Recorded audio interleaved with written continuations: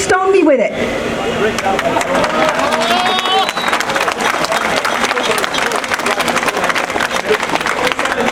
We're living in a world where truth is the new hate speech. And just telling the truth is a radical act. And we live in so cheap and tawdry an age that just telling the truth makes you a hero. And yet, there are so few heroes. This is the Orwellian world that we're living in. It's an inverted, morally inverted world. But you need to know something, that you are right. You are right, and you are righteous. You are right, and they are wrong. And wrong is evil. And evil is anti-life. You are fighting for life. You're fighting for freedom of speech. You're fighting for freedom of conscience. And I will tell you that your political officials have abandoned you. And I salute the EDL, and I stand with the EDL,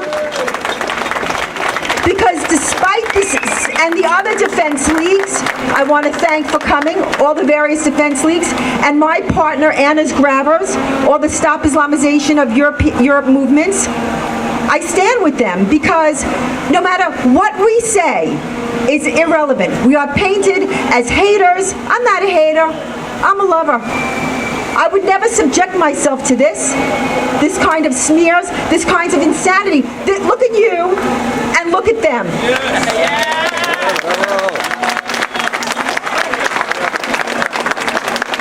Seriously. I love when they say, oh, the EDL, their marches always get violent. Oh, really? Why is that? That's why. It's not the EDL that's violent. They're throwing firecrackers. They're throwing firecrackers at the police.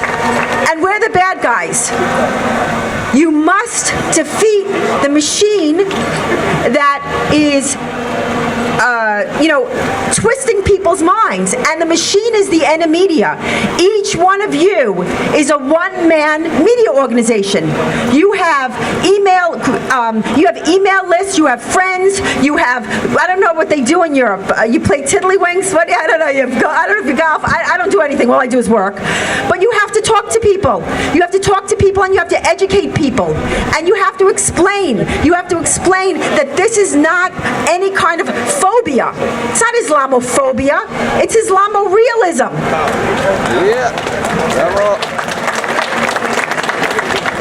There have been close to 20,000 deadly Islamic attacks since 9/11.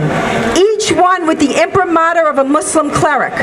Each one with a mosque behind it. What is being done to expunge the Quran of the violent texts that inspire jihad? What? We're not even allowed to talk about it. We have to talk about it. You have to speak about it. You must have the courage of your conviction. You must not stop. You must come to these events. And I know how difficult it was to get here. And I know how that they discouraged attendance at this thing. You have to get the word out. The media is at war with you. The media is at war with freedom. They are very agenda-driven. They do not report the news. They do not report the news. They've abdicated their role in the dissemination of news and information. They're an activist organization, and they want to enslave you, and they want to enslave your children, because that's what we're talking about. We're talking about slavery. So understand that your battle is the battle of the individual. Individual rights. Individual rights is your battle. It is not a religious war. It's a war for freedom. It's a war for life. And I will never give up. And I will never give in.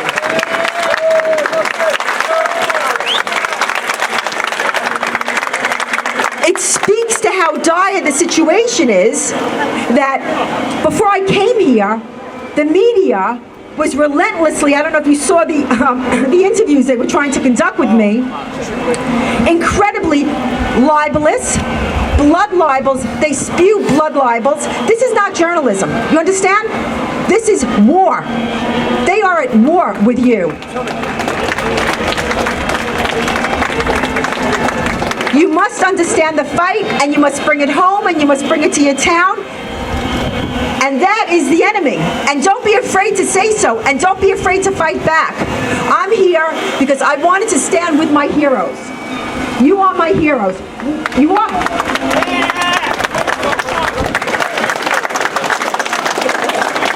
I mean, nobody wants to be defamed. Nobody wants to be smeared. Nobody wants to be called a hater. And this is what they're doing to shut you up. I implore you not to be shut up. I implore you to fight for freedom. I tell you that this is the greatest battle of our time.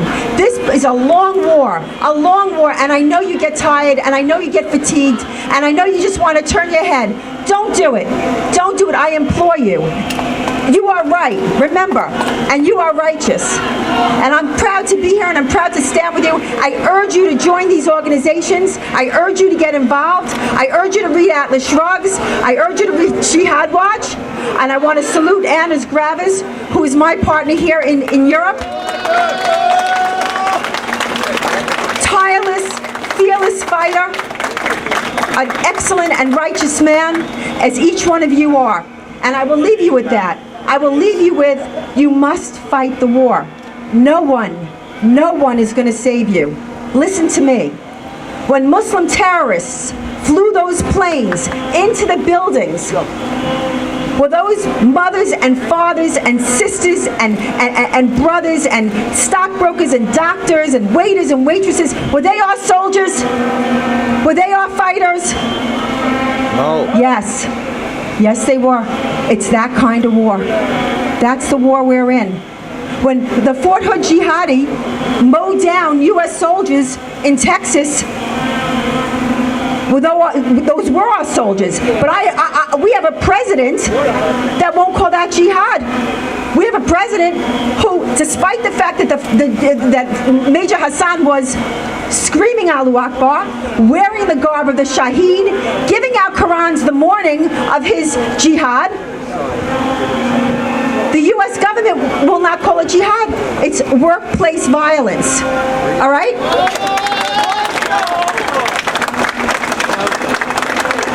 This is what we're up against. But if people don't know it, then it's not happening. Well, it is happening, and it's incumbent upon you. It's incumbent upon you to fight back in the information battle space. That's where we are right now. The information battle space, the war of ideas, and all the bullets and the bombs and the bloodshed come as a result of what happens in this war. Be a soldier. You cannot stand on the sidelines. Get involved and fight. Thank you. Thank you so much for coming.